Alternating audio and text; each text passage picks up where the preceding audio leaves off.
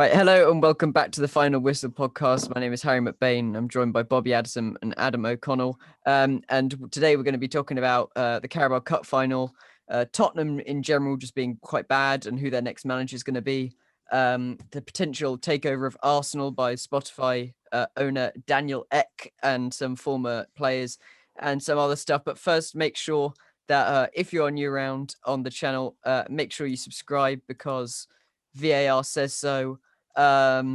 Decision subscribe. Make sure you also like the video and turn on the notification bell. Otherwise, Man United will keep getting penalties. And if you're listening on Apple or Spotify, then make sure you follow us so you can keep up to date with all our new episodes. Now that my editing is out of the way, we'll kickstart by talking about the cup final. Bobby, obviously, your rivals Spurs lost. What did you think about the game in general? Yeah, I don't know, it's quite a boring game, wasn't it? Like, I was looking forward to like a good scoring game. You know, I mean, it was obviously the City going to dominate. Yeah, I mean, I'm just very happy they didn't win, to be honest, because we don't want Spurs winning trophies. We just want to keep it that way. Because let the memes continue. Yeah, I think maybe it's a thing with Spurs of like if they ever reach a cup final or a final in general, they just make the games boring because the Champions League game was awful against Liverpool when they played them in the final. So maybe it's just them as a team that just can't win it. I must say Forest have won it 4 times, so sorry, just gonna put that out there.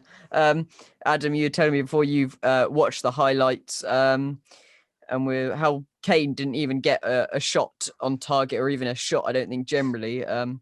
How disappointing do you think that will be for Spurs, considering, you know, it's a good opportunity for them to have won silverware? I feel like they've been very disappointed because I think you see like after the game, I saw like a lot of the players, like especially Sons, like weren't very happy. I feel like if they took their chances, because they had 2 shots overall, they could have probably got a goal or 2, equalized, maybe got a winner and got the silverware, but you know, they just can't do it. They're simply not allowed to do it. Yeah, there was I thought they could have scored 3 goals with their 2 shots, to be honest.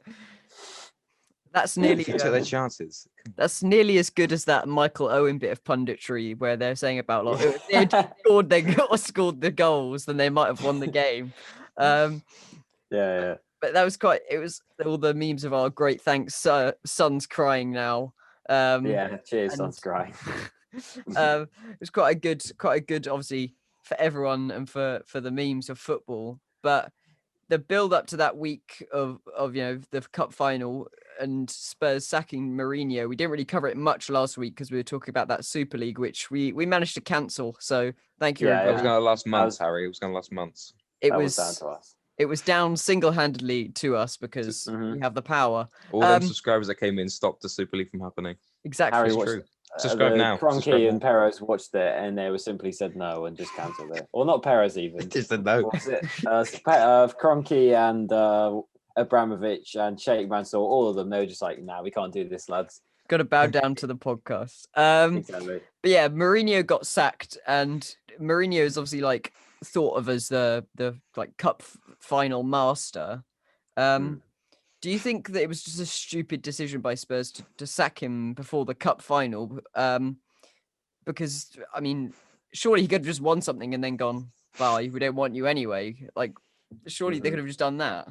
Yeah, I agree with that because if they were going to sack him anyways, they could wait till after the cup final, knowing his reputation in finals anyways. And if he did lose, then sack him because he lost, not just sack him out of the blue. So they don't have an excuse like that. I think the only reason that I saw that they might not have sacked him was because they might have ended up like Chelsea did with when they sacked Sarri, of the fact that, when they sacked Conte, because Conte like sued them for a load of money because he won a trophy and then they sacked him.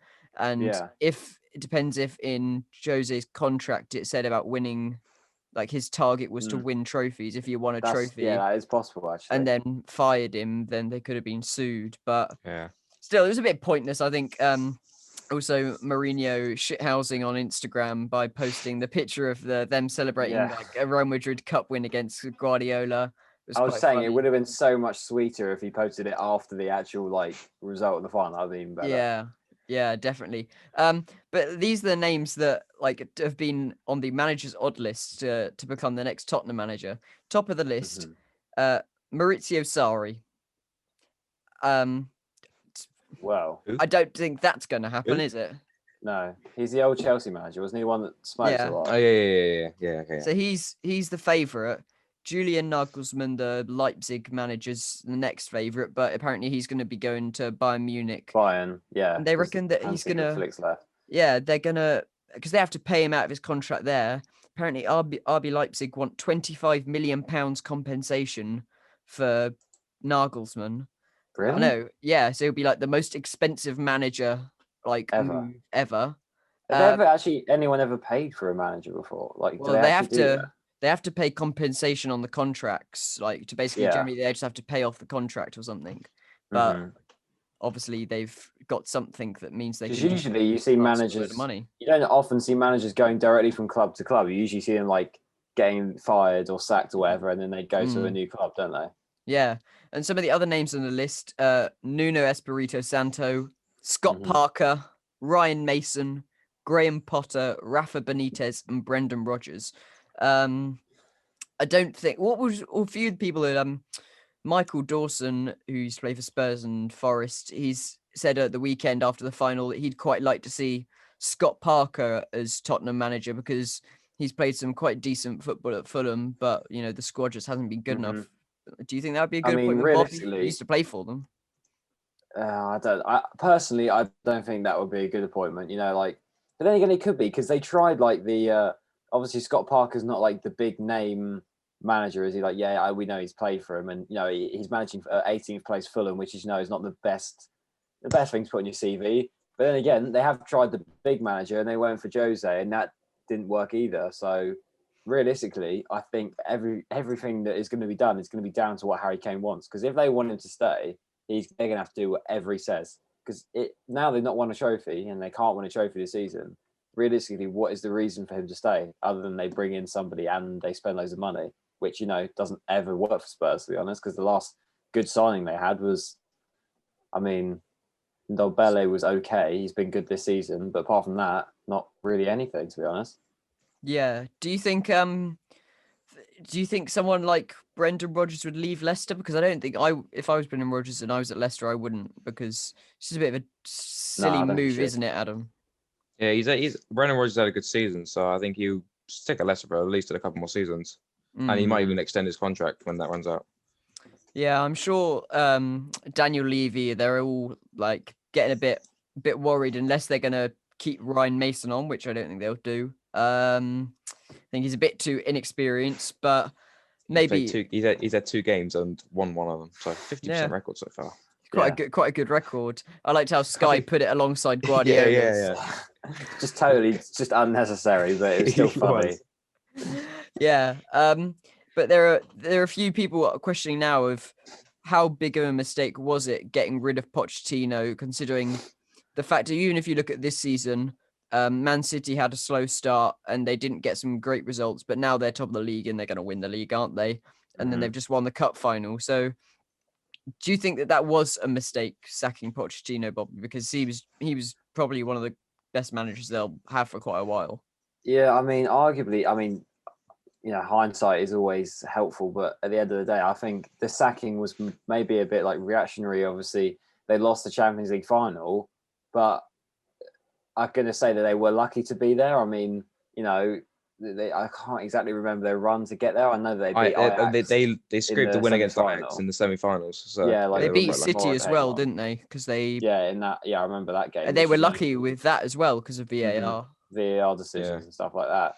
So I think it was a bit reactionary. And I think he proved himself to be putting Tottenham in the top 4 in the season. So I don't really know why they got rid of him, to be honest. But they have done, and we're here now. So. Yeah, and even in the finals, like it wasn't.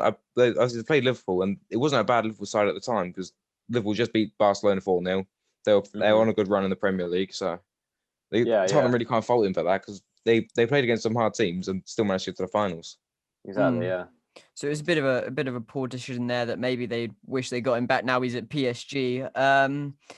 But they're looking at obviously Bob's club and Spurs rivals Arsenal. It looks like there will be a potential takeover if Kroenke lets it happen of Spotify owner Daniel Ek alongside Henri Bergkamp and Vieira.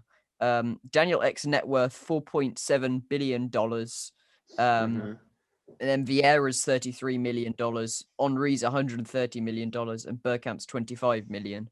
So it's obviously major the funds coming from Daniel Ek. Quite close, I think. Oh. Yeah, 25 million, 4 billion. It's pretty much the same thing. Same number. But as a fan, Bobby, obviously, I think you would be quite happy with that, wouldn't you? Obviously, having some former players going onto the board. Yeah, 100%. And I think the good thing about it is like I was watching just the AFTV live stream, and they're saying it's not just like oh, we frozen. You're back. You're fine. We got you. Oh, hello. Yeah, I was just saying on AFTV, it's not just like oh, they've just sort of done sort of interest in it. Like they're actually like genuinely wanting to buy the club. So if Kroenke does let it happen, then they will do. And I think it's great to have like these. It really shows that I think a lot of Arsenal fans, even though Kroenke has the money, he obviously doesn't spend it really that much at Arsenal. This Daniel Ek guy, he's got 3 billion net worth, which isn't as much, but that's not always accurate because you're only Googling it anyway. But the thing is, a lot of people, I'm sure I'm included in that, and a lot of other people at Arsenal, they just want somebody that actually genuinely cares about the club, and wants to take them in the right place. And if he's managed to get these invincibles on his side, then surely he must, be doing something correct. Otherwise, they wouldn't have, shown the interest. And I think a lot of fans wouldn't have been as excited about it if they didn't have the invincibles involved in it. Because obviously, he could just be another billionaire owner that doesn't care about Arsenal. But the fact that he has got these players along board is not something that we've ever really seen before in football at all. And it's, it is very exciting, to be honest. I hope it goes through. Yeah, and one of the things, Adam, that's been put up about it was he would also apparently be willing to have fan representation within the Arsenal board, especially after what we've seen with the Super League. How important do you think that is, Adam, to have fans on the board so it's not just these rich owners, and obviously having the Invincibles some of those players on there as well? I think it would be a good thing to have the fans like have a say into what happens at Arsenal, because I think Bob would say the same there, like because like you said about the Super League, the fans stop that from happening, and I think the fans have shown that football isn't just a bunch of businessmen paying money to other businessmen that are kicking the ball around the field. It's the fans enjoy it, everyone else enjoys it, and I think with the fans saying it, football will become a lot more better than what we have already, which would be a good thing, I think. Yeah. And obviously there's been I agree. 100%. Floating around this idea of the 51% fan ownership that they have in Germany.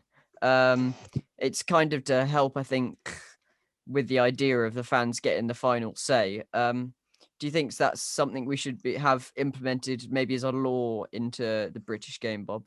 Yeah, I think it's something.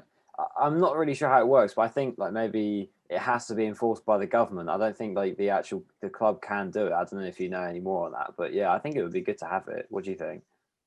Yeah, I think it's quite good. I think what happens is I think the government would have to put something in about sports teams or football teams having to have this ownership, and then I think obviously fans would have to pay to be a part of this 51% group as like a member, and then the actual investors and stuff who have the money would make up the rest of the shares, but it just gives the 51% more power. I think it'd be quite a good thing to implement, so we don't just have all these rich people controlling it. Adam, what do you think? No, I think the British football could have a look into it and see how it goes for a couple of years, and if all goes well, I'd say speak to the government about it, get it implemented into football, and I think it should probably go through, because as you said, Bundesliga, it goes well with them, so why wouldn't it go with us? Yeah, I think it will be interesting to see what happens if this Arsenal deal goes through and we see fans put on the board. Maybe other clubs will go, and think about implementing it themselves. It's just as a kind of maybe Arsenal can be the tester club to see if it works. Having fans on there, because I know a lot of people want to have fans on the boards, but then aren't too sure whether the board will work. Because if there's no point having a boardroom of 12 directors and one fan, because the fan's voice won't matter necessarily, will it? Yeah, you'll need multiple fans. You need more than one to and get Achilles, they say. And there'd be a difference between the way that Arsenal with Kroenke and then having the Daniel Ecken having a fan representation is that with the Super League in the future, I think Kroenke had said that they would consult the Arsenal fans about a possible Super League, but then there's all the things of what does that mean? Because if you consult the fans, there was a joke of, do you just put a poll on Twitter from the club, yes or no, Super League? Or do they just ask the fans? The fans say no, and we go, well, actually, no, we think it's a good idea, so we're going to do it. But yeah, quite exciting news, and not as good for Arsenal of sitting 10th in the Premier League, with Aston Villa having a game in hand where they can go a few points above you. What are you thinking about Arteta? If this new owner comes in, do you want him to back Arteta, or do you think if we've got a bit of money, could maybe bring someone bigger in? I mean, you look at the market of names that we've just seen. Maybe Jose for the Emirates. Oh no! Don't get That anywhere near my that would club, be mate. the scummiest move from Jose. I will. Yeah, I don't the want to see that disrespect guy he get anywhere from near the Tottenham and Emirates. Arsenal fans.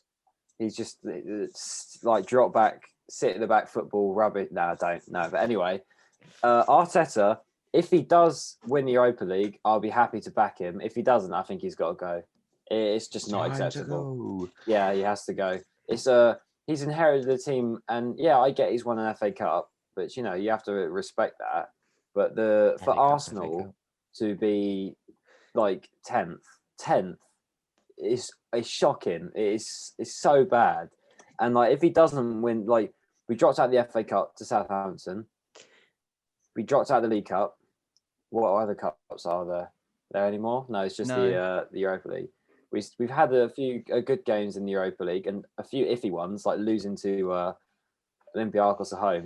It didn't matter in the end of the day, but it's still not good. And I think there's too much dead weight at the club. Old players need to go. I think Lacazette's got to go, Aubameyang's got to go, Willian's got to go.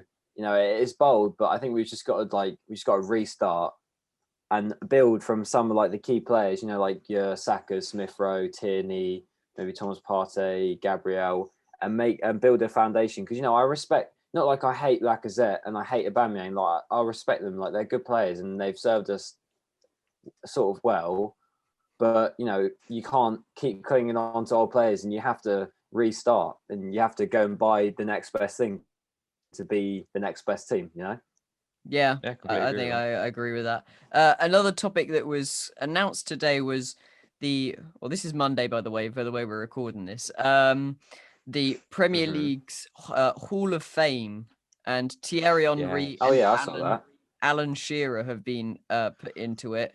And then they have also released a list of nominees that I'm about to bring up. Didn't you say there's three people? There's like three people that could be on there. Yeah, so I think you can vote in 6. 3 more people, sorry. You can, so there's these lot here, and then the fans will get to vote for 6 out of these 23 to go on to it. I think there is some few ones that are interesting to be on there. I think Roy Keane's got to go in there. You think so? Well, I think it'd be quite.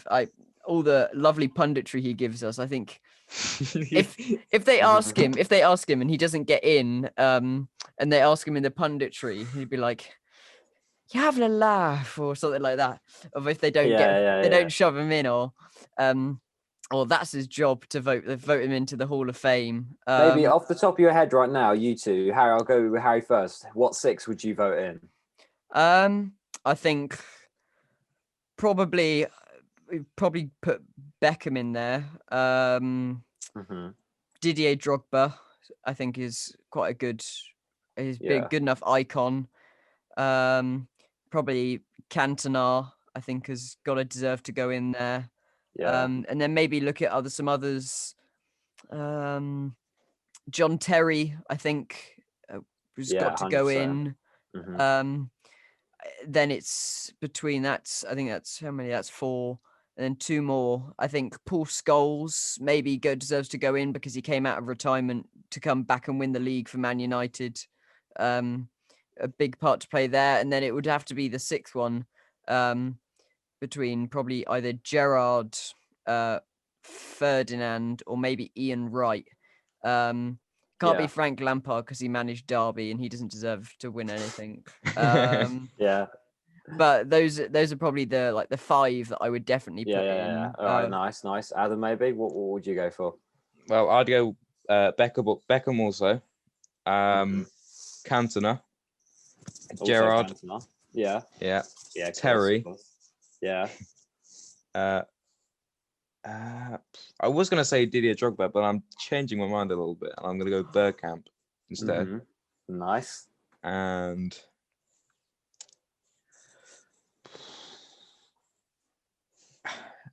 I don't want to say Frank Lampard. I just. Did I say Scholes? Did I say Scholes? I don't know. Choose whatever you want. I'll say Scholes as well.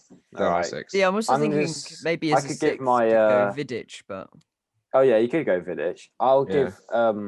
Well, I have to go unbiased, don't I? So I'll go Tony Adams, David Beckham, Sol Campbell, Ian Wright, Patrick Vieira. No, I'm joking. No, I think I'll have to go Roy Keane just for all the titles he's won. Oh, that's my 6th person, Roy Keane. Yeah, Roy Keane. I go Roy Keane, Ian Wright, John Terry, Frank Lampard. Oh, I don't know. You want to say Gerrard? You just do. Dennis Bergkamp. Gerrard's never won a Premier League, exactly. And this is the Premier League Hall of Fame. And I'll go my last pick. Oh, Patrick Vieira. I can't not. You say Steven Gerrard's not a Premier League great. You think of Liverpool, you think of what can we mock at them about, and you instantly go Steven Gerrard slip. Do we not? That's not a Hall of Fame award, though, is it? Yes, I think it is. I think it's if you had to put like a Joker's Hall of Fame or something, or like a streets we'll never forget because they're so rubbish. You'd have to put Steven Gerrard in there. I just thought that was quite interesting. I think I was surprised to see Les Ferdinand on the list, but I think he was probably better before I had any interest in watching the Premier League. But another ex-Premier League great doing some amazing things, I must say, is the one, the only Chris Hughton. He has kept the mighty Forest in the Championship. But we are 17th place, ladies and gentlemen, with 51 points. We are mathematically safe. You are safe from relegation, so we're going to have a big party. Let me find the button. The button. Party. I've got a little party emoji somewhere now. Oh, nice. We managed to scrape a draw in the reactions button at the bottom. You might be able to. But we managed to scrape a draw with. You have more points than Arsenal. Arsenal 46. Well, yeah, but there is also more teams in the Championship. We played 44 games. It doesn't matter. But we're still better. 44. 44 games. So Arsenal's 33. 33. And then the great news also, Derby County might get relegated, which is even better. Really? Yeah, we're playing Sheffield Wednesday on Saturday, and winnable game? We should beat them, but a lot of Forest fans are saying that we should let them win because then it gives Derby a better chance of being relegated. Also, even more amazing news, it's a brilliant week in the Championship. Reading have joined us in the Bottle Club. Reading cannot get playoffs. Yeah, they can't get playoffs. Stuck in the Championship. What we'd like to see. They're still. I watched that game. I watched the Reading and Swansea game. Reading was so unlucky to not win that game. Reading have been the biggest bottlers ever. At least they started really well, didn't they? Yeah, that game. Yeah, they were all over them. They were Reading all over fans, Swansea. Reading fans in this league this season, at the start of the season, it is hilarious. They were all going, "Oh, we're going to win the league. We're going to get promoted. Watch us. We're going to go into the Premier League." And I remember seeing on a football league, like Facebook fan group, a Reading fan going, "Oh, watch us. We're going to get automatic promotion this year." And someone commented, "I'm just going to screenshot this post just for the end of the season, just so like one of those things that turn into an unfortunate event." At least with Forest last season, we missed out on goal difference. Reading have missed out on the playoffs so far by 8 points. Okay. What can I say? We're just better. Harry, Yes. do you reckon because Rotherham, Rotherham. Yeah. Rotherham. yeah, them. Do you reckon they could beat Brentford and Blackburn?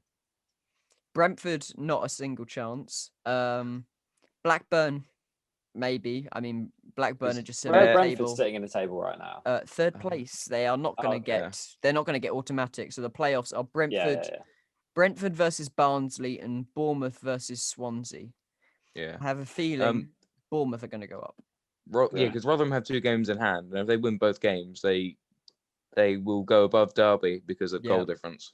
Up the Rotherham.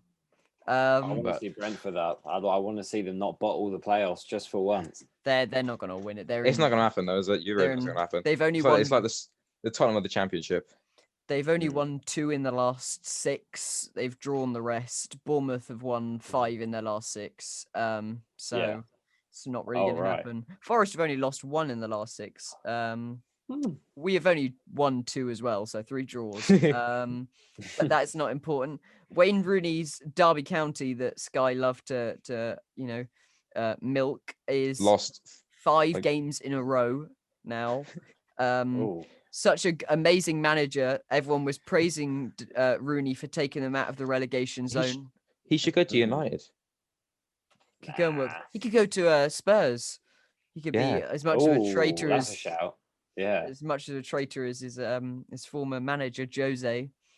But Forest are safe in the Championship, so I don't care now. They can do whatever they want for the final few games, play around with a few people, and then watch us not come up again next season.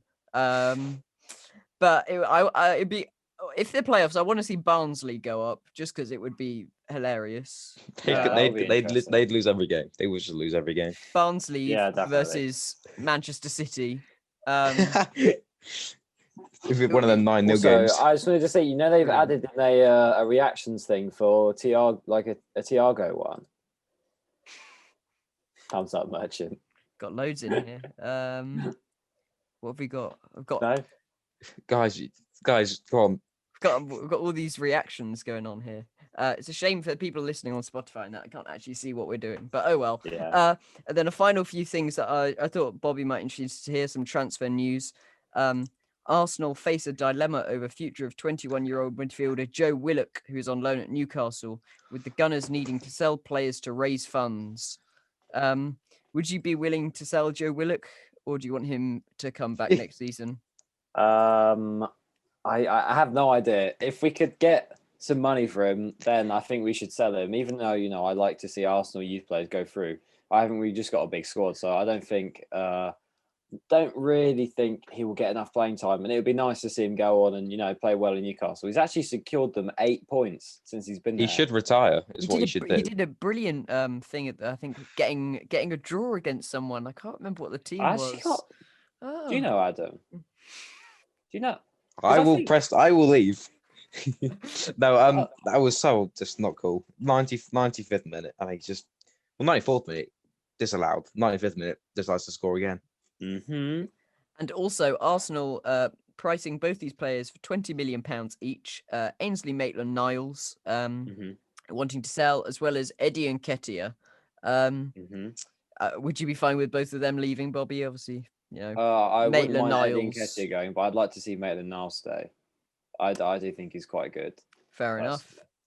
And also there was some Liverpool transfer news I think I saw on Instagram was that Liverpool have signed or going to sign Kanate from RB Leipzig. Yeah. For like 30 million. That's quite a good deal. Yeah, I'm still surprised why you haven't played the Preston centre back you bought, but who, Nat Phillips? No, it wasn't him. Because he's the academy. He's the academy guy. It's like Ben. Him and Kabak play centre back. Sam. Yeah, I feel like Nat Phillips he's decent enough to go alongside Kabak, and obviously Kabak has the experience. I mean, I say decent enough. He's one of our better ones that are not injured, nor the only one and can play.